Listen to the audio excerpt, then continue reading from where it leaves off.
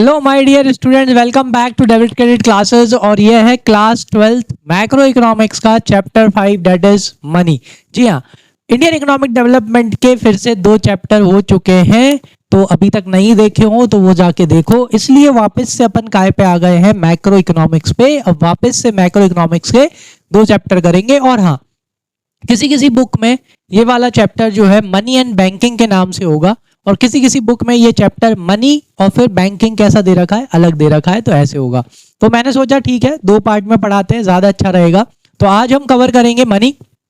आज हम मनी के बारे में पढ़ेंगे भाई। एक ऐसी चीज जिसके पास हो उसे भी टेंशन होती है, और जिसके पास नहीं हो उसे भी बहुत टेंशन होती है ना। तो आज हम मनी के बारे में पढ़ने वाले हैं, इवैल्यूएशन ऑफ मनी पढ़ेंगे, है ना। चलो तो बिना कोई टाइम वेस्ट किए स्टार्ट करते हैं आज का अपना चैप्टर 5। और अगर चैनल पे नए हो, अभी तक लाइक नहीं किया, सब्सक्राइब नहीं किया और बेल आइकन को प्रेस नहीं किया तो उसे प्रेस कर दो, ताकि आपकी एक भी क्लास मिस ना हो। चलो भाई आ जाओ। तो आज पढ़ेंगे मनी के बारे में। क्या है मनी? मनी पैसा, है ना। What is money? मनी क्या है बेटा? मनी अगर देखा जाए तो एक सिंपल सी डेफिनेशन अगर मनी की देखे तो money is medium of exchange. Money क्या है? मनी एक मीडियम है। किसका? एक्सचेंज का। ठीक है, मतलब एक माध्यम जिससे आप क्या करते हो, एक्सचेंज करते हो, आपस में चीजें क्या करते हो, एक्सचेंज करते हो, है कि नहीं। आज के टाइम पे आपको अगर कोई भी चीज चाहिए तो आपको उस चीज को लेने के लिए क्या चाहिए भाई? मनी चाहिए, है कि नहीं।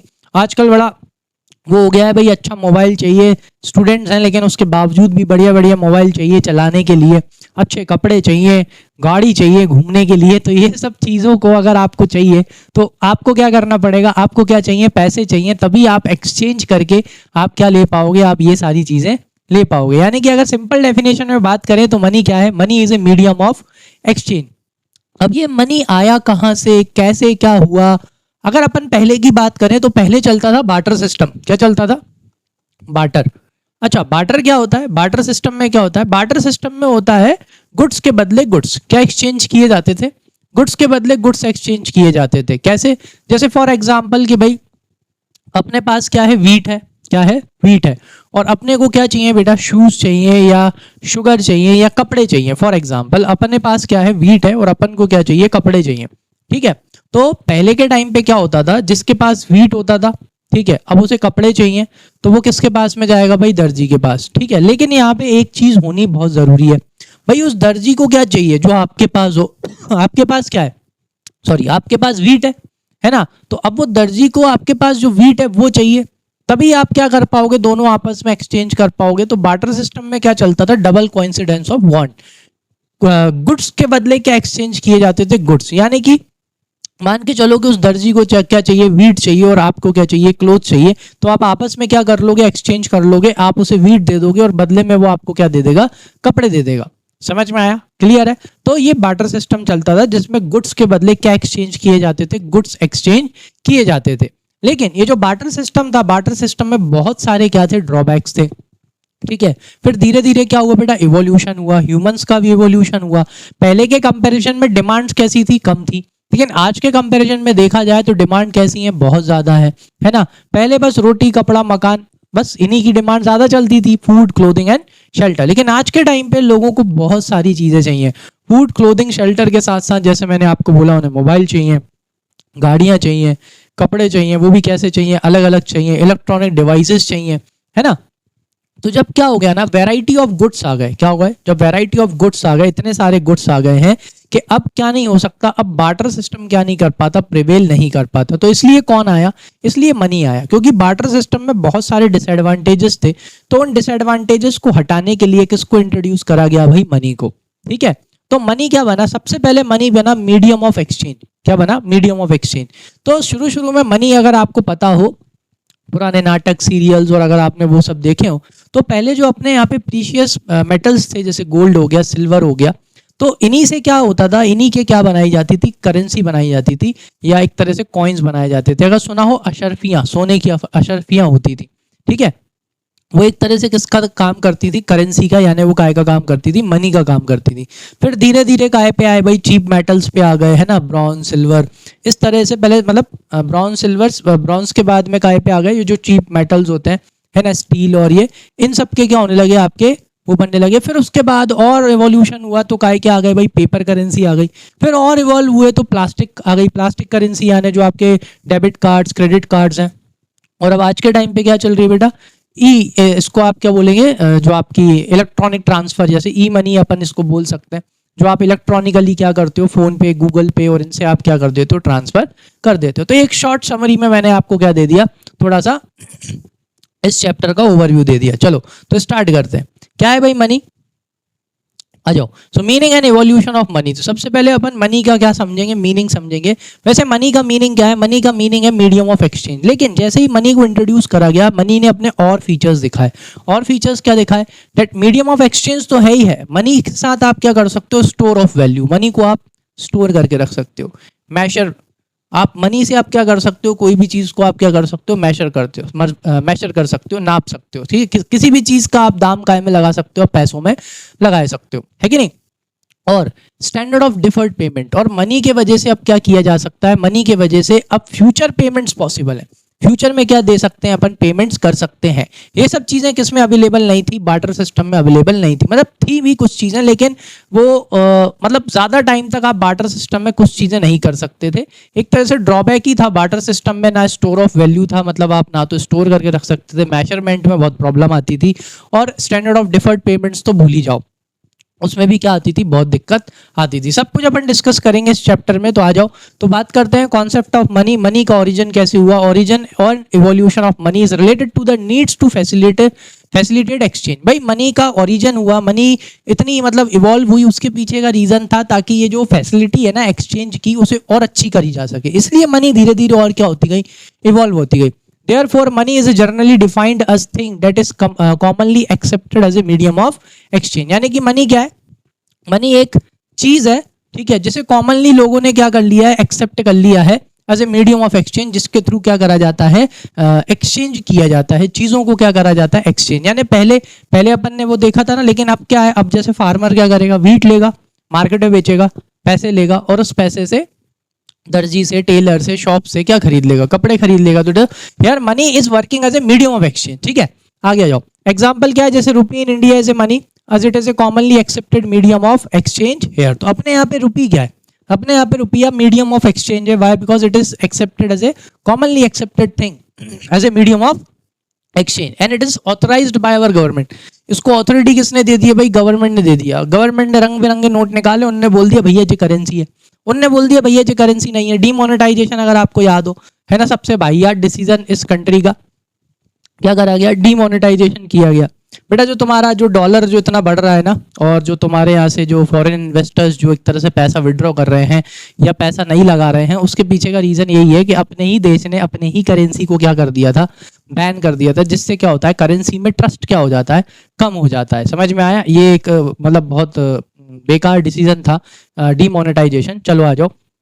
तो मतलब डीमोनेटाइजेशन का एग्जाम्पल मैं क्यों ले रहा हूँ, उसके पीछे का रीजन ये है कि अगर सरकार ने बोल दिया कि ये अब करेंसी नहीं है, तो वो करेंसी नहीं है। जैसे पुराने 500 1000 के नोट अब क्या नहीं है, करेंसी नहीं है, वो सिर्फ एक क्या है, पेपर है। अगर आज मिल भी जाए तो भी उनकी क्या नहीं है, कोई वैल्यू नहीं है। तो वैसे ही फिर सरकार ने वो नए बढ़िया नए नए नोट जो अभी निकाले हैं वो निकाल दिए, उनको क्या बोल दिया कि ये करेंसी है, तो वो क्या हो गई भैया, करेंसी हो गई। इसलिए रुपया इंडिया में क्या है बेटा, commonly accepted medium of exchange. उसके पीछे का भी रीजन क्या है, because it is authorized bye the government. कल को अगर मोदी जी फिर सुबह उठ के उनका मन करे कि नहीं 200 का नोट अच्छा नहीं लग रहा, उसे भी अगर वो बंद कर देंगे तो वो भी क्या हो जाएगा, सिर्फ एक पेपर हो जाएगा। ठीक है, आ जाओ इवोल्यूशन ऑफ मनी के बारे में बात करते हैं कि मनी इवॉल्व कैसे हुआ। मैंने बताया ना, धीरे धीरे क्या होती गई, लोगों की डिमांड बढ़ती गई, लोगों की डिमांड बढ़ती गई, तो भाई एक्सचेंज मतलब कि जो मीडियम ऑफ एक्सचेंज था उसे और बढ़ाना था। अब प्रॉब्लम क्या हो गई, जब लोगों की डिमांड बढ़ गई तो वहां पे बार्टर सिस्टम क्या नहीं कर पाता, प्रिवेल नहीं कर पाता। जैसे आज के टाइम पे अगर मैं बात करूं, अगर आज के टाइम पे बार्टर सिस्टम होता, आपको आईफोन लेने जाना होता, तो बताओ आप क्या एक्सचेंज करते उसके बदले, नहीं ना। और अब यहाँ पे अगर आप दुकान वाले के पास में एक्सचेंज करने जा भी रहे हो, तो फिर वही डबल कोइंसिडेंस ऑफ वांट, क्योंकि आपके पास जो है ना, उसे वो चाहिए हो, तभी तो वो आपके पास जो है वो आप उसे दोगे, और फिर वो आपको क्या देगा, आईफोन देगा, है ना। तो जैसे जैसे क्या होती गई, लोगों की डिमांड बढ़ती गई, तो ये बार्टर सिस्टम क्या होता गया, ये जो एक्सचेंज था वो एक्सचेंज सही से नहीं करवा पा रहा था। ठीक है, so in earlier people exchange goods for other goods. ठीक है, there was no use of money. Example जैसे कि एक कोबलर है भाई, जिसके पास क्या है, शूज हैं। ठीक है, to a farmer and got wheat in return. ठीक है, अब ये क्या फार्मर जो कॉबलर है, cobbler gave shoes to a farmer and got wheat in return. A farm worker receives grain for his work. पहले क्या चलता था, बार्टर सिस्टम ही चलता था कि भाई फार्मर को जूते चाहिए, फार्मर के पास व्हीट है, तो कॉबलर क्या करेगा, जूते बनाने वाला क्या करेगा भाई, उसको जूते दे देगा और बदले में फार्मर उसको क्या दे देगा, व्हीट दे देगा, बार्टर सिस्टम। ठीक है, जो क्या करते थे, जो फार्म पे काम करते थे उनको क्या मिलता था भाई, ये जो काम करने के लिए उन्हें ग्रेन मिलते थे। This method was called barter system, यानी there is exchange of goods for goods. In this system goods they are exchanged for goods. इसमें क्या होता था भाई, गुड्स के बदले क्या चेंज किए जाते थे, गुड्स चेंज किए जाते हैं। एज पीपल नीड्स इंक्रीज, देखो जैसे ही लोगों की नीड क्या हो गई, बढ़ गई ना, वैसे ही बार्टर सिस्टम क्या हो गया, बहुत डिफिकल्ट हो गया। अभी अपन ने एग्जाम्पल लिया कि अगर अपन को आईफोन लेने जाना है, कार लेने जाना है, या कहीं पे जमीन खरीदने जाना है, तो अब आप यहाँ पे क्या नहीं कर सकते, बार्टर नहीं कर सकते। समझ में आया? सो बिकेम डिफिकल्ट एंड इनएफिशिएंट। तो यहाँ पे बार्टर हो गया डिफिकल्ट और इनएफिशिएंट हो गया। It was hard to find someone who had what you wanted and wanted what you had. लो भाई, बहुत बड़ी बड़ी समस्या हो गई भैया कि ऐसे लोग को ढूंढना कि भाई जो आपके पास है वो उसे चाहिए हो, ठीक है, और जो आपको चाहिए वो उसके पास हो, है कि नहीं? तो ये चीज बड़ी समस्या हो गई। So to solve this problem money was invented. तो किसे इन्वेंट किया गया भाई, मनी को इन्वेंट किया गया। Now people started selling goods for money, जैसे कि मैंने अभी हाल आपको एग्जांपल दिया था, not for other goods. In the beginning gold and silver were use as a money. ये भी मैंने आपको अभी स्टार्टिंग में जो समरी बताई थी उसमें बताया था, स्टार्टिंग में गोल्ड और सिल्वर के अपने यहाँ पे क्या बनाए जाते थे, कॉइन्स बनाए जाते थे, मतलब वो एक तरह से क्या थी, अपनी करेंसी थी। ठीक है, आगे अपन इसके बारे में पढ़ेंगे। Later coins we are made of alloy metals. फिर बाद में काय पे आ गए भाई, अलॉय मेटल्स पे आ गए। फिर काय पे आ गए, पेपर मनी पे आ गए, वाज इंट्रोड्यूस। तो ये भी क्यों हुआ, उसके पीछे का रीजन ये था, क्या हुआ ना, पॉपुलेशन बढ़ती गई, तो मीडियम ऑफ एक्सचेंज यानी ये जो इनकी सप्लाई थी वो भी बढ़ानी थी। तो गोल्ड और सिल्वर, इसलिए गोल्ड और सिल्वर के बाद काय पे आ गए, अलॉय मेटल्स पे आ गए थे। ठीक है, इन पे आ गए थे, ब्रॉन्ज इन सब पे। ठीक है, so today we use plastic money. लो आज के टाइम पे और क्या आ गई, प्लास्टिक मनी आ गई, डेबिट कार्ड, क्रेडिट कार्ड्स, और अब क्या आ गई, e money, like online payments, UPI, bank transfer etcetera. तो ये जितना भी इवेल्युएशन हुआ है, दिस इवेल्युएशन हुआ है, उसके पीछे का रीजन बस यही था, फैसिलिटेट मीडियम ऑफ एक्सचेंज। मतलब जो मीडियम ऑफ एक्सचेंज है उसकी फैसिलिटी को और क्या करना, और बढ़ाना, उसको और ईजी करना।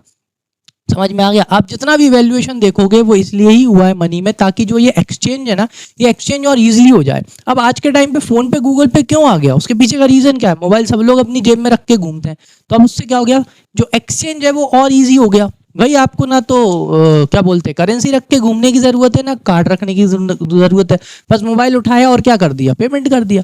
तो जितना भी वैल्यूएशन हुआ है उसके पीछे का रीजन है to provide facility of exchange. ठीक है, जितनी अच्छी फैसिलिटी हो सके उसे प्रोवाइड करी गई, उसके लिए किया है। So this shows how money has evolve from no money to digital money. तो देख लो तो कैसे अपनी मनी क्या हो गई, इवॉल्व हो गई, मतलब नो मनी से लेके अपन काय पे पहुंच गए, अब डिजिटल मनी पे पहुंच गए। आ जाओ आगे देखते हैं। How evolution of money led to change in the role of money. जैसे जैसे मनी इवॉल्व होती गई उसका रोल भी क्या होता चला गया, यस चेंज होता चला गया। पहले क्या होता था, बार्टर सिस्टम था, ठीक। अब जैसे ही मनी आ गई तो क्या हुआ, देखो मनी को आप क्या करके रख सकते हो, जैसे कि आप क्या गुड्स को स्टोर करके रख सकते हो, हाँ सर रख सकते हैं, लेकिन चलो दाल हो गई, चावल हो गए, लेकिन इन्हें ज्यादा टाइम तक स्टोर कर सकते हो, नहीं रख सकते। समझ में आया, खराब हो जाएंगे। ठीक है, लेकिन मनी को आप बढ़िया 500 की गड्डी लो, एक क्या आप 10 गड्डी लो, है कि नहीं, 10 गड्डी लोगे 5 लाख रुपए हो गए, रख दो अलमारी में, जैसे रखे हैं वैसे रखे रहेंगे ना, कि स्टोर ऑफ वैल्यू है कि नहीं। अब आज के टाइम पे अपन अपना पैसा कहाँ जमा करने जाते हैं, बैंक में करने जाते हैं, स्टोर ऑफ वैल्यू है, मेजरमेंट ऑफ वैल्यू है। आप मनी में हर चीज को आप क्या कर सकते हो भाई, मेजर कर सकते हो, है कि नहीं, ऑलमोस्ट एवरीथिंग। आजकल तो लोग भी बिकते हैं, करप्शन हो रहा है ना, पुल गिर रहे हैं, ये सब गिर रहे हैं, ये सब किसकी वजह से गिर रहे हैं, वाई, बिकॉज आजकल इसकी भी वैल्यू लग जाती है। और तीसरी चीज क्या है, तीसरी चीज है भाई आपका standard of deferred payment. Money की वजह से अब आप क्या कर सकते हो, फ्यूचर पेमेंट्स कर सकते हो, उधारी, credit system. Credit system actual में आया ही किसकी वजह से, मनी के वजह से ही क्रेडिट सिस्टम ने जन्म लिया। मनी जन्म नहीं लेती तो क्रेडिट सिस्टम क्या नहीं लेता, जन्म नहीं लेता। मनी से ही क्या आया है, स्टैंडर्ड ऑफ डिफर्ड पेमेंट आया, यानी फ्यूचरिस्टिक पेमेंट्स का क्या हुआ है, जन्म हुआ है। क्योंकि बार्टर सिस्टम में एक प्रॉब्लम होती है, देखो एक चीज, एक सिंपल सा एग्जांपल बताता हूँ। मान के चलो भाई तुम्हारे यहाँ क्या आ गए, गेस्ट आ गए, ठीक है ना। अब है ना तुम क्या कर रहे हो भाई, कि भाई गेस्ट आए तो चावल तो बनेंगे ही, ठीक है भाई, तुम्हारे पास चावल नहीं है, तुम बगल वाले घर में गए, तुम वहां से क्या ले आए, चावल ले आए, ठीक है, तुमने बढ़िया बनाए करे और तुमने खिला दिए भाई अपने मेहमान को, तुम्हारे मेहमान बढ़िया खुश हो के चले गए, ठीक है। अब तुम्हारे घर में चावल आए, ठीक, तुम ले जाके उसको दे के आए, उसने मना कर दिया। नाउ स्टोरी में सस्पेंस ये है कि उसने मना क्यों किया। सुनो, तुम उसके यहाँ से लाए थे काले मूंछ के चावल बढ़िया वाले, अब तुम लेके पहुंच गए टुकड़ी तो वो क्या करेगा, वो लेगा क्या, वो मना कर देगा। ये दिक्कत थी बार्टर सिस्टम में, समझ में आया। चलो आप अगर काले मूंछ के भी लेके चले गए उसके पास में, वो कह देगा भैया हमारी जो थी क्वालिटी और आपके जो चावल की क्वालिटी वो अच्छी नहीं है। लेकिन अगर आप यहीं पे सामने वाले से 500 रुपये लेके आए थे और अगर आप 2 या 3 दिन बाद उसको 500 रुपये लौटा रहे हो, चाहे 100 के आप 5 नोट लौटा रहे हो, चाहे 500 का 1 नोट लौटा रहे हो, या 50 के 10 नोट लौटा रहे हो, और दैट इज ऑथराइज्ड करेंसी, वो मना कर पाएगा? बिल्कुल नहीं कर पाएगा। दैट इज ये चीज इसमें आई है, काय में आई है, मनी वाले सिस्टम में आई है। चलो आ जाओ, तो सबसे पहला क्या आ गया, देखो फटाफट मैंने आपको ऑलरेडी समझा दिया, that is store of value. चलो शुरू से पढ़ लेते हैं। Role of money in the economy, that is in simplified notes में अगर अपन देखें तो at first money was used only as a medium of exchange. पहले मनी सिर्फ किसकी तरह यूज होती थी, मीडियम ऑफ एक्सचेंज की तरह यूज होती थी, टू बाय एंड सेल। लेकिन slowly people started using money for other purpose too. देखो जैसे ही मनी आई तो अपन ही लोग क्या करने लगे, उसको अदर पर्पस में यूज करने लगे, जैसे store of value. People now save money instead of storing goods. Money can be saved and used in the future. समझ में आ गया। पहले के लोग क्या करके रखते थे, गुड्स को स्टोर करके रखते थे, क्योंकि उस टाइम करेंसी नहीं थी। लेकिन अब आज के टाइम पे मनी आ गई है, तो लोग किसको स्टोर करके रखते हैं, मनी को स्टोर करके रखते हैं, ताकि उसका इस्तेमाल कब कर सके, फ्यूचर जब भी जरूरत पड़ेगी। सेकंड क्या बेटा, मेजर ऑफ वैल्यू। अब आज के टाइम पे आप, मैंने अभी हाल बताया ना, आप पैसे में सब चीज की क्या लगा सकते हो, कीमत लगा सकते हो। तो the value of goods and services is now shown in the terms of money. Example, a pen cost 10 rupees, book cost 200 rupees. Is that clear?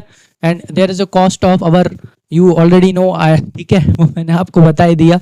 यहाँ पे सिर्फ आप गुड्स की नहीं, कमोडिटीज की नहीं, पैसे से अब आप एक तरह से आज के ज़माने में सब लोगों की क्या लगा सकते हो, आप एक तरह से वैल्यू लगा सकते हो, है कि नहीं। आ जाओ नेक्स्ट, इसके बाद में क्या है, थर्ड चीज क्या है भाई, स्टैंडर्ड ऑफ डिफर्ड पेमेंट्स। तो आप अब मनी की वजह से आप क्या कर सकते हो, फ्यूचर कॉन्ट्रैक्ट्स में एंटर हो सकते हो, फ्यूचरिस्टिक क्या कर सकते हो, आप पेमेंट्स कर सकते हो। So money is also used for payments to be made in the future, like loans and EMIs। Because of all these uses money is more than just a medium of exchange. तो अब अपन जो definition बोलते हैं ना money की, याद करो, साथ में बोलो। तो money is A medium of exchange, comma, store of value, comma, major of value and standard of deferred payment. Is that clear? So this is our definition of money. So money is an instrument that acts as medium of exchange, store of value, a measure of value and standard of deferred payments. In short we say money is what money does. मुझे ये line बहुत अच्छी लगती है। money is what money does. money वो है जो money करती है, money यही सब चीजें करती है। money मीडियम ऑफ एक्सचेंज है। मनी क्या करती है, स्टोर की जा सकती है। मनी क्या करती है, मनी मेजर कर सकती है, किसी भी चीज़ की कीमत लगा सकती है। और मनी से आप क्या कर सकते हो, स्टैंडर्ड ऑफ डिफर्ड पेमेंट्स, यानी आप फ्यूचर में क्या कर सकते हो, पेमेंट्स कर सकते हो। चलो नेक्स्ट पे फटाफट आ जाओ, क्या दे रखा है, barter system of exchange. The barter system of exchange क्या है, where goods are exchange for goods. Barter system में सबसे ज्यादा जरूरी होती थी डबल कोइंसिडेंस ऑफ वांट। क्या चाहिए होती थी भाई, डबल कोइंसिडेंस ऑफ वांट चाहिए होती थी बार्टर सिस्टम में। जैसे कि अपन ने अभी हाल देखा, फार्मर है, फार्मर के पास वीट है, ठीक है, अब फार्मर को चाहिए जूते, क्या चाहिए, जूते चाहिए, ठीक है। अब जूते चाहिए, फार्मर को पता है किसके पास जाना है, फार्मर कोबलर के पास में जाएगा, फार्मर एक जूते वाले के पास में जाएगा। लेकिन ये भी तो होना चाहिए ना कि भाई उस जूते वाले को फार्मर के पास क्या है, वीट है, वीट चाहिए उसको। अगर उसको वीट चाहिए तभी दोनों के बीच में क्या हो पाएगा, एक्सचेंज हो पाएगा। मान के चलो फार्मर पहुंच गया भाई उसके पास कि लो भाई मेरे पास वीट है, लाओ जूते दे दो। लेकिन वो कह रहा है कि मुझे तो वीट चाहिए ही नहीं, वीट रखा है मेरे पास, मुझे तो चावल चाहिए। अब है ना, सबसे बड़ी दिक्कत तो यही थी बार्टर सिस्टम में, डबल कोइंसिडेंस ऑफ वांट। चलो आ जाओ। सो बार्टर सिस्टम क्या है, system where goods are exchange for good. This is called double coincidence of want. कि भाई क्या होना चाहिए, डबल कोइंसिडेंस होना चाहिए। ऐसे ही बोलते हैं डबल कोइंसिडेंस। तुम बोलते हो ना, अरे कभी कभी तुम सेम शर्ट पहने आते हो, क्यों, अरे कोइंसिडेंस हो गया। ये तो एक ही कोइंसिडेंस हुआ, मान के चलो शर्ट और पैंट दोनों ही सेम हो गए, तो ये क्या हो गया, ये डबल कोइंसिडेंस हो गया।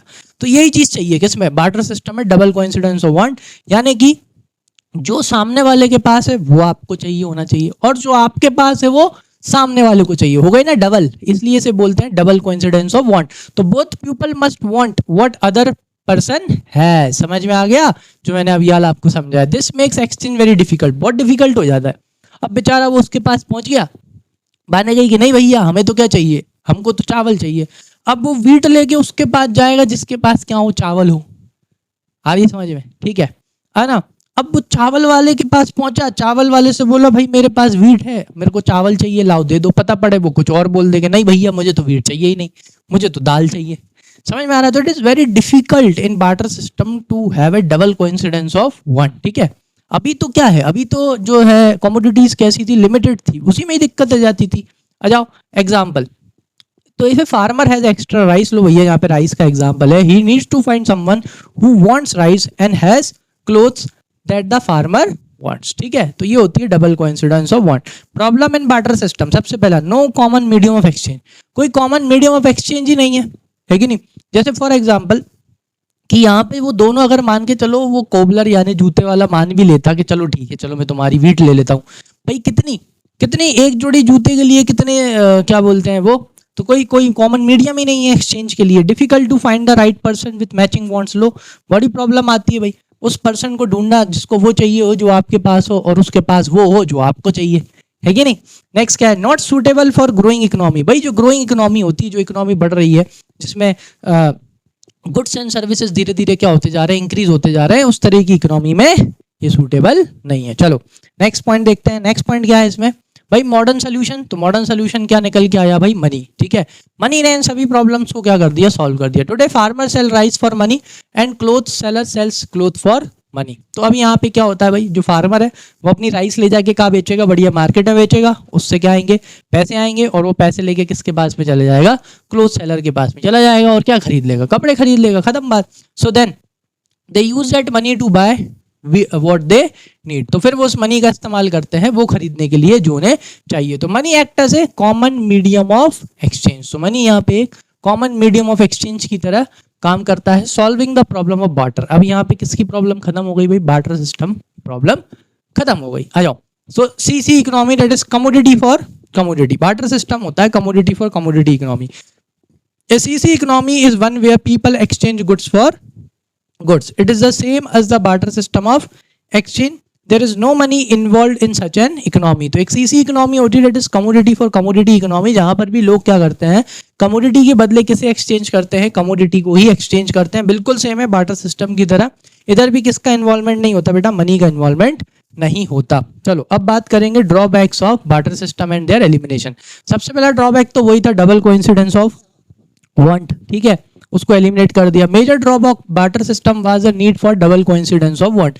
This means that two people had to want each others goods at the same time and to make an exchange. ठीक है, अभी हाल समझाया था कि नहीं समझाया। तो डबल कोइंसिडेंस ऑफ वांट में क्या चाहिए कि भाई दोनों पीपल को जो भी चाहिए वो कैसा होना चाहिए कि भाई जो आपके पास है वो सामने वाले को चाहिए, ठीक है, और जो सामने वाले के पास है वो आपको चाहिए, तभी दोनों में क्या हो पाएगा, एक्सचेंज हो पाएगा, जो कि बहुत ही डिफिकल्ट है। ठीक है, देन सेकंड क्या है बेटा, lack of common unit of value. अब प्रॉब्लम ये आती है कि भाई कितने के लिए कितना एक्सचेंज करें, सबसे बड़ी समस्या तो एक ये भी। So in modern system we can easily say that value of car is 5 lakh because we use money as a common measure of value. ठीक है, मॉडर्न सिस्टम में तो अपन अगर कार खरीदने जाते हैं भाई, अपन बोल सकते हैं भाई कार की कीमत कितनी है, 5 लाख रुपए। लेकिन बार्टर सिस्टम में जब तुम कार खरीदने जाओगे तो फिर तुम कार के बदले क्या क्या दोगे, है कि नहीं। तो देखो in a barter system this is not possible, ये पॉसिबल नहीं है। The value of car would be expressed in terms of goods like horses, cows, buffaloes since there was no money. अब 1200 हॉर्स पावर की गाड़ी ले रहे हो तो भाई तुम इसमें क्या करोगे, 1200 घोड़े दोगे क्या, नहीं, मतलब काउज कितनी गाँव दोगे, कितनी बफेलो दोगे, है कि नहीं। तो ये बड़ी समस्या थी किसमें, बार्टर सिस्टम में। नेक्स्ट इसके बाद क्या दे रखा है, कॉन्ट्रेक्चुअल पेमेंट्स। भाई कॉन्ट्रेक्चुअल पेमेंट्स बड़ी प्रॉब्लम थे किसमें, बार्टर सिस्टम में। आ जाओ, since barter system making future और contractual payments was very difficult, बड़ी डिफिकल्टी होती थी। वो चावल वाला एग्जांपल दिया था ना, घर पे मेहमान आए थे, so there was no standard way to decide what and how much to give. तो यहाँ पे क्या नहीं है, कोई स्टैंडर्ड पे वही नहीं है, वही नहीं था बार्टर सिस्टम में कि भाई फ्यूचर में कितना देना है भाई सामने वाले को। ठीक है, so the invention of money solve this problem. अब मनी ने क्या कर दिया भाई, ये प्रॉब्लम बिल्कुल सॉल्व कर दी है, making future payments easy and reliable. अब फ्यूचर पेमेंट्स कैसे हो गए भाई, इजी हो गए और रिलायबल हो गए। जैसे मैंने आपको बताया था ना, आपने किसी से 500 रुपये उधार लिए, इंडिया में जरूरत पड़ गई आपको, अब आप 10 दिन बाद 15 दिन बाद उसे 500 रुपये, चाहे 500 का नोट लौटाओ, 100 के 5 नोट लौटाओ, हो जाएगा एक्सचेंज, बिल्कुल हो जाएगा। चलो transferring value, yes barter system में सबसे बड़ी समस्या क्या थी भाई, ट्रांसफरिंग वैल्यू। अब आपका घर है, ठीक है, आपका घर कहाँ पे है भाई, ग्वालियर में, ठीक, अब आप कहाँ जाने वाले हो, आपको इंदौर सेटल होना है, बार्टर सिस्टम चल रहा है, तो अब आपको क्या करना पड़ेगा, आपको पहले क्या बोलते हैं, इंदौर जाके एक ऐसा बंदा ढूंढना पड़ेगा जिसको ग्वालियर शिफ्ट होना हो। समझ में आया? और फिर उसके बाद में वो घर भी आपका घर और उसको जैसा घर चाहिए वो उसके हिसाब से क्या होना चाहिए, मैच भी होना चाहिए। ट्रांसफर ऑफ वैल्यू कितनी डिफिकल्ट है कि नहीं? लेकिन अगर यहीं पे अब क्या आ गया, मनी आ गया, मनी ने ट्रांसफर ऑफ वैल्यू कितना इजी कर दिया। अब आप परमानेंटली ग्वालियर से इंदौर शिफ्ट होने जा रहे हो, ग्वालियर में जो आपकी प्रॉपर्टी है, घर वर है, क्या करोगे, बेच दोगे, पैसा आएगा और उसी पैसे से आप इंदौर में अपना घर परिवार मतलब जो भी आपको खरीदना है आप खरीद लोगे, सेटल हो जाओगे। लेकिन in barter system people had to store goods as a form of saving which required space and involved the risk of damage or loss due to natural causes। ठीक है, तो ट्रांसफरिंग मतलब जैसे यहाँ पे क्या हो गया भाई, एक उसका डाला है कि भाई अगर बार्टर सिस्टम में आपको क्या करने पड़ते थे, गुड्स को क्या करना पड़ता है, स्टोर करके रखना पड़ता है, जो कि क्या है बहुत ज्यादा रिस्की भी है और जगह भी कैसी घेरते हैं, ज्यादा घेरते हैं। और अगर कोई कुछ नेचुरल कॉज हो गया तो उसकी वजह से क्या हो सकता है, डैमेज भी हो सकता है। Also transferring these goods from one place to another was difficult and costly. भाई इन गुड्स को एक जगह से दूसरी जगह पे क्या करा जाए, ट्रांसफर किया जाए, तो वो भी कैसा है, वो भी बड़ा कॉस्टली है। So with the evolution of money saving and transferring value has become simple, safe and convenient. लेकिन मनी की वजह से क्या हो गया, अब ये ट्रांसफरिंग वैल्यू क्या हो गया, बड़ा ही सिंपल हो गया है, बड़ा ही मतलब इजी हो गया है और सेफ हो गया है और बड़ा ही सुविधाजनक, कन्वीनियंट यानी सुविधाजनक हो गया है।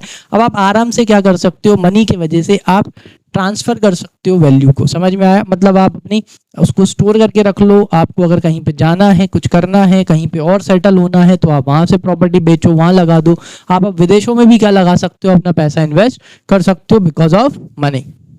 चलो आ जाओ नेक्स्ट। अब बात करेंगे किसके, फॉर्म्स ऑफ मनी, रूप, मनी के रूप के बारे में बात करेंगे। आ जाओ भाई। So some important forms of money are described as under. सबसे पहले हम बात करेंगे कौन सी मनी, एक होती है भाई आपकी फिएट मनी और एक होती है आपकी फिड्यूशियरी मनी। ठीक है, चलो सबसे पहले बात करते हैं फिएट मनी की।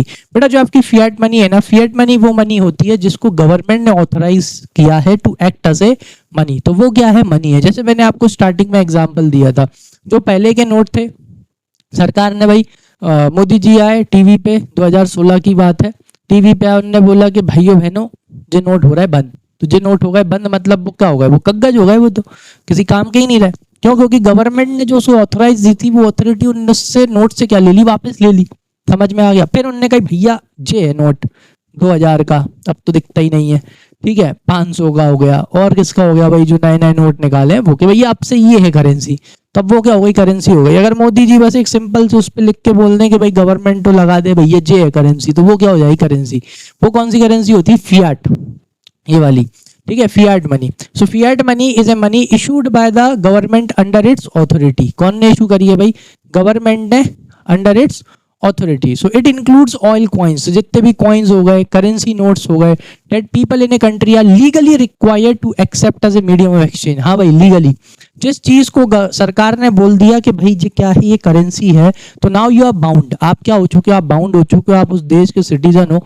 ठीक है, अब आपको उस करेंसी को क्या करना पड़ेगा बेटा, एक्सेप्ट करना ही पड़ेगा, आप मना नहीं कर सकते। अगर आप मना करते हो तो आपके खिलाफ क्या हो सकता है, जुर्माना भी लग सकता है। समझ में आया, क्लियर है? हमारे यहाँ हुआ था एक जगह, 5 रुपए का नोट लेने से उन्होंने क्या कर दिया था, मना कर दिया था। होता क्या है ना, एक तो ये व्हाट्सएप यूनिवर्सिटी और ऑल सोशल मीडिया की खबरों से लोग बाग क्या भ्रमित हो जाते हैं, तो फैला दी थी भाई कि 5 का नोट बंद हो गया, 5 का नोट नहीं चलेगा, ऐसे ऐसे करके। तो वो दुकानदार जो थे उन्होंने 5 का नोट नहीं लिया, उन्होंने मना कर दिया, भाई ये बंद हो गया। ठीक है, अब जो भी था सामने वाला समझदार था, वो पहुंच के उसने कंप्लेंट कर दी थाने में, 5000 का चालान कटा था। कितने का, 5000 का। हाँ, समझ में आया? तो एक बात समझ लो कि भाई जो भी मनी किसने ऑथराइज करी है, गवर्नमेंट ने ऑथराइज करी है, that this will act as a money, that coin और करेंसी। आप उसको क्या नहीं कर सकते भाई, मना नहीं कर सकते, आपको उसे क्या करना पड़ेगा, एक्सेप्ट करना पड़ेगा। You are legally bound to accept, ठीक है, as a medium of exchange. So in simple terms, it has value because the government declare it as a legal tender. समझ में आया? तो उसकी वैल्यू इसलिए ही है क्योंकि उसे एक तरह से लीगल टेंडर यानी एक तरह से मनी के तौर पे कौन ने उसे डिक्लेयर कर दिया भाई, गवर्नमेंट ने डिक्लेयर कर दिया भैया ये क्या है, मनी है। इस वजह से now you are legally bound to accept that money, that currency as a medium of exchange. समझ में आ गया, क्लियर? चलो, फिर उसके बाद में दूसरी कौन सी मनी है भाई, फिड्यूशरी मनी। फिड्यूशरी मनी क्या होती है? फिड्यूशरी मनी वो मनी होती है जो बायर और सेलर के ट्रस्ट पे दोनों आपस में क्या करते हैं, एक्सचेंज करते हैं। जिसमें सबसे अच्छा एग्जांपल है भाई चेक। चेक क्या है? चेक फिड्यूशरी मनी है। चेक क्या है ना, चेक ऐसा है जैसे मान के चलो कि भाई कोई आपका बड़ा सा शोरूम है, ठीक है, आपका बढ़िया बड़ा सा शोरूम है, आप बढ़िया कारें बेचते हो, ठीक है, कोई सी भी कारें ले लो आप, यहाँ पे मारुति का शोरूम ले लो, टाटा का शोरूम है, चलो आपका, कोई आया भाई आपके पास गाड़ी खरीदने, उसने कहा भैया ये गाड़ी पसंद आ रही है टाटा सफारी, लो 25 लाख का चेक पकड़ो और लाओ। अब यहाँ पे क्या आप लीगली बाउंड हो उस चेक को एक्सेप्ट करने के लिए? बिल्कुल नहीं हो। समझ में आया? अगर आप सामने वाले को जानते हो, यहाँ म्यूचुअल ट्रस्ट के ऊपर पेमेंट होता है, तो यहाँ पे वो चेक है ना, जैसे आप अगर सामने वाले को नहीं जानते तो आप सीधा उससे क्या कर दोगे, सर हम चेक तो आपसे नहीं ले पाएंगे, पूरा पेमेंट चेक में नहीं ले पाएंगे, आपको क्या करना पड़ेगा, कुछ डाउन पेमेंट जो है आपको कैश में करना पड़ेगा, फिर उसके बाद हम आपका जो पेमेंट है वो काय में एक्सेप्ट कर लेंगे, चेक में एक्सेप्ट करेंगे, और फिर उसके बाद में भी गाड़ी की डिलीवरी भी कब होगी, तब होगी जब चेक क्या हो जाएगा, क्लियर हो जाएगा। समझ में आया? वैसे चेक से तो पेमेंट लेना पड़ेगा उनको, ऑनलाइन ट्रांसफर भी होता है, ठीक है, लेकिन यहाँ पे आप क्या नहीं हो, यहाँ पे आप लीगली बाउंड नहीं हो चेक एक्सेप्ट करने के लिए। आप सामने वाले से बोल सकते हो कि भैया आप तो ऑनलाइन ट्रांसफर मार दो, चेक मत दो, ठीक है, समझ में आया? चलो, तो यहाँ पे बात कर लेते हैं भाई, तो फिड्यूशरी मनी क्या है? Fiduciary money is accepted as a medium of exchange because of trust between the person making the payment and the person receiving it. तो ये म्यूचुअल ट्रस्ट के ऊपर डिपेंड करता है, यहाँ कोई लीगल वो नहीं है, सामने वाला ये नहीं कह सकता कि अरे चेक लेना ही पड़ेगा, नहीं मैं आपके ऊपर केस कर दूंगा, ऐसा कुछ नहीं है। ठीक है, चेक आप एक्सेप्ट कर भी सकते हो और नहीं भी कर सकते, या आपके और सामने वाले के म्यूचुअल ट्रस्ट के ऊपर डिपेंड करता है। भरोसा है तो लो, नहीं मत लो। So it is not backed by any legal order of the government, क्योंकि यहाँ कोई लीगल ऑर्डर नहीं है गवर्नमेंट का। A common example of fiduciary money is cheque. सबसे अच्छा एग्जांपल है cheque, which is accepted for payment based on mutual trust not by the law. तो यहाँ पे म्यूचुअल ट्रस्ट के बेस पे क्या लिया जाता है भाई, पेमेंट लिया जाता है। आ जाओ नेक्स्ट क्या है, नेक्स्ट बात करेंगे full bodied money and credit money. सुनो, फुल बॉडीड नाम ही क्या है, फुल बॉडीड मनी। एक्चुअल में होता क्या था, देखो पहले क्या होता था ना, पहले गोल्ड और सिल्वर के क्या बनाए जाते थे, कॉइन्स बनाए जाते थे, ठीक है। तो जैसे मान के चलो सिल्वर का कॉइन बनाया, किसका कॉइन बनाया, सिल्वर का कॉइन बनाया। अभी करंट रेट तो खैर 1 लाख के आसपास है शायद सिल्वर की, अपन ऐसे ही एग्जाम्पल के तौर पे ले लेते हैं, ठीक है। अब जैसे मान के चलो कि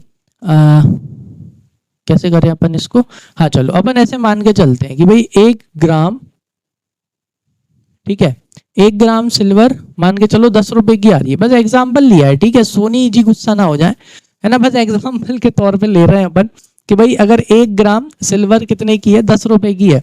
तो अब फुल बॉडीड मनी में क्या होता था, जैसे 1 ग्राम का कॉइन बना दिया, कितने ग्राम का, अगर 1 ग्राम का कॉइन बना दिया तो वो 1 ग्राम कितने का है भाई, 10 रुपए की आ रही है। तो भाई तो यहाँ पे वो 1 ग्राम का जो कॉइन बना है ना, उसकी कीमत भी कितनी, 10 रुपए की, यानी जितना मटेरियल उस कॉइन को बनाने में लगा है और उस मटेरियल की जितनी कीमत है उतनी ही उस कॉइन की क्या होती थी, कीमत होती थी। समझ में आई बात की नहीं आई? जैसे कि 12 ग्राम अगर आज के टाइम पे आप देख लो तो 12 ग्राम सोना आपका आ रहा है लगभग कितने का आ रहा है, वो 80,000 का आ रहा है। तो मान के चलो कि उसका अगर एक कॉइन बना दिया जाए तो फुल बॉडीड मनी में उस कॉइन की वैल्यू कितनी होगी, 80,000, बस मान लो, वो वाली चीज बता रहा हूँ, ठीक है। आया समझ में, क्लियर है? जितने का उसमें मटेरियल लग रहा है उतने का ही वो क्या हो जाता था, कॉइन हो जाता था। देखो, so full bodied money refers to coins whose commodity value, कौन सी वैल्यू, कमोडिटी, यानी उसे बनाने में जो कमोडिटी लगी है, the value of metal that are made of is equal to their money value at the time of issue. समझ में आया? मतलब कि उसकी जो मनी वैल्यू है, वो जो भी उसमें कमोडिटी लगी है, उस कमोडिटी की जो कीमत है, उस कीमत का वो क्या हो जाएगा, कॉइन हो जाएगा। फॉर एग्जाम्पल जैसे कि ये ब्रिटिश रूल इन इंडिया में क्या होता था, the rupee coin was made of silver, so the value of silver in the coin was exactly equals to ₹1। तो मतलब उसमें जितनी सिल्वर लगी है ना, अब वो सिल्वर 1 रुपए की लगी है तो वो कॉइन की वैल्यू भी कितनी होती थी, 1 रुपए ही होती थी। This type of money had real value because the metal itself was worth the same but it has face value.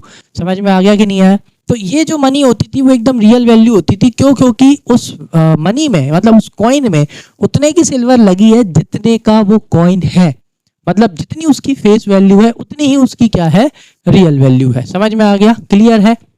चलो नेक्स्ट, इन कॉन्ट्रास्ट कौन सी money, credit money. Credit money में क्या होता है बेटा, जैसे फॉर एग्जांपल आज के टाइम पे, अब आपने नोट देखा होगा 10 रुपए का, 20 रुपए का, भाई इतने बेकार नोट बनाए हैं, बहुत जल्दी खराब हो गए। चलो छोड़ो, बाद में बात करेंगे। आप बात करते हैं, जैसे जो आप नोट देखते हो, वो जो नोट बनाए हैं आप 10 रुपए के, 20 रुपए के, 100 रुपए के, आपको क्या लग रहा है वो इतने महंगे होंगे क्या? वो नोट में इतने का पैसा लगा होगा? नहीं लगा होगा। वो होती है क्रेडिट मनी। मतलब क्रेडिट मनी में क्या होता है, जो मटेरियल यूज करा जाता है उस करेंसी को बनाने के लिए, उसकी वैल्यू कैसी होती है, कम होती है, और करेंसी की फेस वैल्यू कैसी होती है, ज्यादा होती है, इसलिए इसे क्रेडिट मनी बोला जाता है। सो credit money is money whose money value is more than the value of the material it is made from। समझ में आ गया? For example today's 1 rupee coin is made up of cheap metal। आज के time पे जो coins बनाए जाते हैं वो किसके बनाए जाते हैं? चीप मेटल के बनाए जाते हैं। जो 1 रुपए का कॉइन बनाया जा रहा है, 1 रुपए का कॉइन दिन में दिन छोटा क्यों होता जा रहा है, उसके पीछे का रीजन ही यही है। क्यों? क्योंकि क्या हो रहा है, दिन में दिन महंगाई बढ़ रही है, महंगाई बढ़ रही है तो मेटल क्या हो रहा है, महंगा हो रहा है, इसलिए वो 1 रुपए का कॉइन को क्या करते जा रहे हैं, छोटा करते जा रहे हैं। समझ में आ गया? मतलब कि उसमें जो मटेरियल लगा है ना, वो मटेरियल क्या लगा है, 1 रुपए से भी कम का लगा है। नहीं तो लोग क्या करेंगे, बांग्लादेश के लोगों ने किया पता है, चलो एक बात बताता हूँ। बांग्लादेश के लोगों ने मालूम है क्या किया? तुम लोगों को अगर याद हो तो है ना, एक वो आता था 5 रुपए का कॉइन, मोटा वाला। ठीक है, ये कौन थे तुम्हारे, ये जो बांग्लादेश के लोग थे ना, इन्होंने क्या किया, जो 5 रुपए का कॉइन आता था ना, वो पहले अच्छा मोटा आता था वो कॉइन।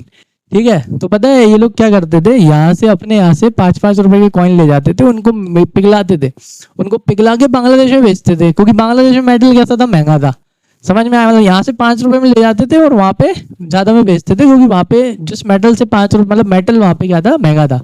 तो इस तरह से करते हैं लोग, इसलिए यहाँ पे भी लिखा है and its market value is much less is 1 rupee if the metal was worth more the people would. तो यही तो किया था उन लोगों ने, people would melt the coin and sell the metal for profit. This shows that credit money works mainly on the trust and legal backing. इसलिए भाई जो आपकी जो मनी होती है ना, आप अपनी, पता है कौन सी मनी है बेटा, अब अपनी क्रेडिट मनी है। कौन सी मनी है? Credit money. Why I say that demonetization is the most foolish decision we can say, the reason was this only, because क्या होता है ना बेटा कि ये जो क्रेडिट मनी चल रही है आपके देश में ये जो पेपर मनी चल रही है, ये कैसी मनी है? क्रेडिट मनी है। ये म्यूचुअल ट्रस्ट पे चलती है। किस पे चलती है? म्यूचुअल ट्रस्ट पे। क्यों? क्योंकि उसका रीजन क्या है कि भाई ये जो करेंसी है ना, इसकी कोई वर्थ नहीं है। मटेरियल क्या है? मटेरियल 1 रुपया, 2 रुपया, 100 रुपए का नोट बनाने में कितने रुपए का नोट लगा? 10 रुपए मान लो, चलो प्रिंटिंग सब मान मून के मैं मान लेता हूँ 10 रुपए लग रही होगी उसकी कॉस्ट, 20 रुपए लग रही होगी, 80 रुपए, मतलब एक तरह से 80 रुपए ज्यादा आपने उसकी होगा। मतलब किसकी वजह से? ट्रस्ट की वजह से। भाई मैं अपनी गवर्नमेंट पे ट्रस्ट करता हूँ, इसलिए पैसे रख रखे हैं भाई घर में इमरजेंसी के लिए या उसके लिए, है कि नहीं? अब आप खुद ही अपनी करेंसी को क्या कर दोगे? बैन कर दोगे। मतलब जब आपकी खुद की सरकार अपनी करेंसी को क्या कर देती है? बैन कर देती है, तो उसका जो ट्रस्ट लेवल है ना, वो क्या हो जाता है? कम हो जाता है। फॉरेनर्स, फॉरेन इन्वेस्टर्स हैं, वो लोग कहाँ से ट्रस्ट करेंगे अपनी करेंसी के ऊपर? क्योंकि जिस करेंसी को जिसका देश खुद ही क्या कर देता है? बैन कर देता है। तो इस वजह से क्या होता है ना, फॉरेन इन्वेस्टर्स का ट्रस्ट क्या हो जाता है? कम हो जाता है। समझ में आया? ये ट्रस्ट के ऊपर चलती है भाई legal backing, not on the actual value of the material, क्योंकि एक्चुअल वैल्यू ऑफ मटेरियल पे ये काम नहीं करती। समझ में आया? क्लियर है? चलो आ जाओ next. Full bodied money and credit money. Oh I am extremely sorry, एक ही स्लाइड 2 बार आ गई। चलो, functions of money, primary functions of money and medium of exchange. चलो भाई फंक्शंस ऑफ मनी की बात करते हैं, जिसमें सबसे पहला फंक्शन क्या है? प्राइमरी फंक्शन मनी का क्या है भाई? Medium of exchange. Money act as a medium of exchange. Now you can exchange any goods through money. आ जाओ, पैसे होना चाहिए बस। Money is used to buy and sell goods and services. Earlier in the barter system, goods were exchanged for goods, which required double coincidence of want. This made exchange difficult. Money removed this problem by separating buying and selling. Is that clear? So now what you can do is, money से आप क्या कर सकते हो? Bye कर सकते हो। Money से आप क्या कर सकते हो? सेल कर सकते हो। दोनों चीजें आप सेपरेटली कर सकते हो। समझ में आया? आप पहले सेल करो आपके पास जो भी है, ठीक है, फिर उसके बाद में आपके पास पैसा आएगा, फिर आप उससे क्या करो? बाय करो। Either you will sell goods, either you will sale services. या तो आप जॉब करोगे या तो आप गुड्स बेचोगे, उससे आपके पास में क्या आएगा? पैसा आएगा। Then you buy whatever you want. Is that clear? Just you have that money. आपके पास बस उसे खरीदने के लिए क्या होना चाहिए? पैसा होना चाहिए। बार्टर सिस्टम में क्या होता था? Barter system, goods we are exchange for goods. भाई गुड्स को आपस में क्या करा जाता था? एक्सचेंज किया जाता था। भाई जहाँ वीट है, सामने वाले के पास क्या है? जूते हैं। अब बाय वीट नहीं चाहिए उसको, वीट चाहिए नहीं उसको, राइस चाहिए। अब एक्सचेंज हो पाएगा क्या? बिल्कुल नहीं हो पाएगा। समझ में आया कि नहीं आया? तो मनी आई, मनी ने क्या करा, लो हटो, मैं हटा देती हूँ ये प्रॉब्लम, मनी ने इस प्रॉब्लम को हटा दी, लो भाई आप अलग बेच के आओ, पैसे लाओ, आप अलग खरीद लो।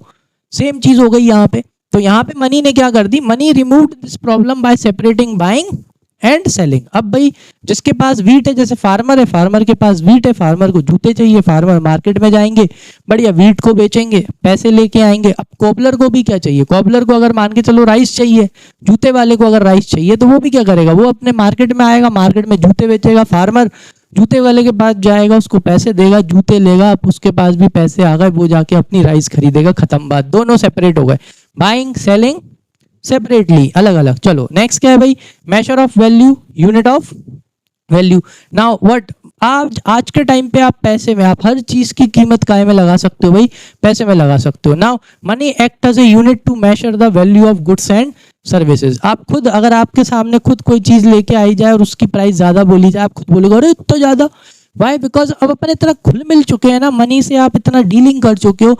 Now you can measure each and everything in money. आप हर चीज को काय में मेजर कर सकते हो बेटा, मनी में मेजर कर सकते हो, accept your knowledge. Is that clear? Knowledge को भाई मनी में मेजर नहीं किया जा सकता, इसलिए नॉलेज को बढ़ाते जाओ, ठीक है, वो ज्यादा बढ़िया है। आ जाओ। So in the barter system there was no common way to measure the value. हाँ भाई, मनी को, मतलब नॉलेज को भी मनी में मेजर किया जा रहा है आज के टाइम पे। जितनी ज्यादा नॉलेज उतना ज्यादा सामने वाले आपको क्या देने बैठे हैं, मनी देने बैठे हैं, वही पैसा देने बैठे हैं। चलो आ जाओ, वापस आ जाओ। So in barter system there was no common way to measure value which made comparison difficult. ठीक है भाई, बार्टर सिस्टम में कोई कॉमन मेजरमेंट ऑफ वैल्यू ही नहीं था, तो आप वहां पे मेजरमेंट क्या होता था, बड़ी दिक्कत होती कि भाई अगर गाय खरीदने जाना है तो उस गाय के बदले क्या क्या दें, है कि नहीं, क्योंकि कोई कॉमन यूनिट मेजरमेंट ही नहीं है। Money solve this problem, money ने इस प्रॉब्लम को क्या दे दी, सॉल्व कर दी by becoming a common measure. Because money we can now create tools like consumer price index.